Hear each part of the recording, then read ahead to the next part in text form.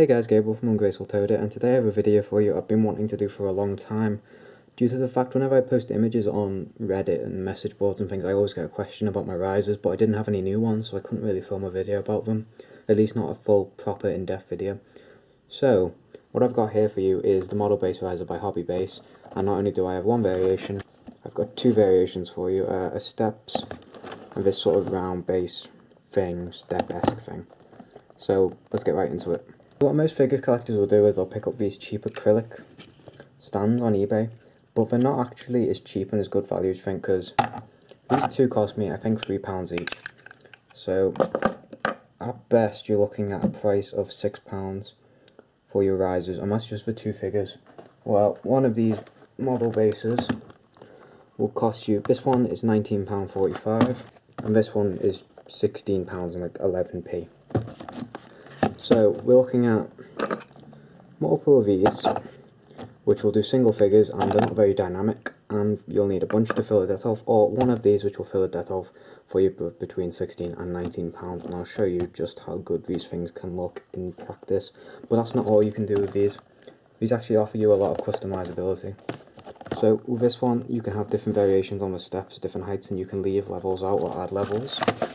And this one offers you different ways to stack it. You can stack it just vertically, and there's also variations where you can add multiples together, so you can create this sort of different diorama-esque thing. Obviously this is based on a Kallax display, but you can also pick up these extra legs, and they do two variations. They do a long one and your short standard one. These are the ones that come with the kit, these are just extras, and these are the long ones, so you can make them taller and smaller depending on what kind of figures you're displaying. And obviously we'll show you sort of what the figures look like, different scales on these in a moment. So I'm going to open them up and I'm just going to build them, because there's nothing too special. You just get a bunch of these pegs, as you've seen before, and a couple of these acrylic circles or steps. So I'm going to build them and we'll take a look at them. See you when I'm done. Just a quick insight, when you open the boxes you'll be greeted with something like this. A box containing all your pegs and a box containing your acrylic risers. They've got covers on them, so they are clear. You just have to peel each cover off. So this is the end result. This is pretty much how it's going to fill it out. You have damn near enough space for a 1/6 figure on either side, but it's over halfway up top-wise and filled pretty much with damn whole width.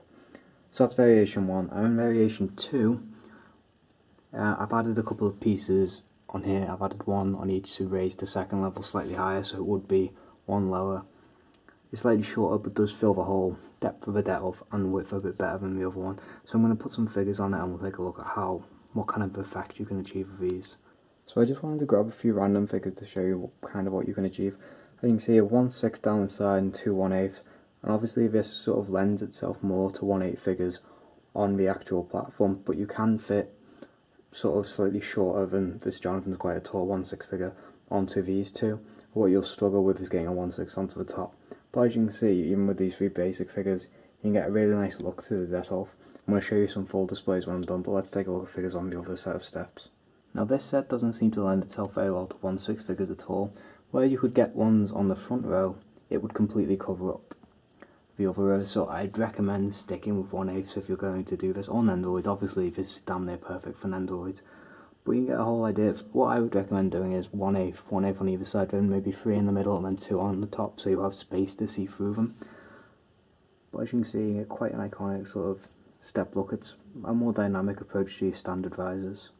I wanted to show you one quickly of what I've done, sort of taking it completely on my own. So what I've done is I've removed, this is one of my old displays, I've removed one of the original steps to get everything level in the front, and these are 1/8 across the back, with two 1/6 and another 1/8 in the middle. I think it looks damn good. This is my JoJo's Family shelf, and I think the effect is really good. You get good sense of, with the different scale figures, you get a good sense of scale, depth, dynamicness. I feel like there's a lot going on, but it's split up enough that it's not too much.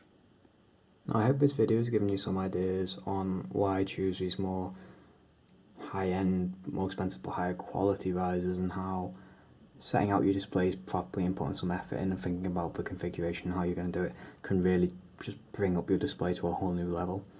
So I hope you've enjoyed and you've been educated, and I'm going to leave a link to pretty much the only place I've managed to find these risers constantly in stock, well, damn near constantly in stock, because they're damn hard to find, which is Hobbylink Japan, and I just highly recommend picking them up if you're using Detolfs or anything else and just buying a lot of figures.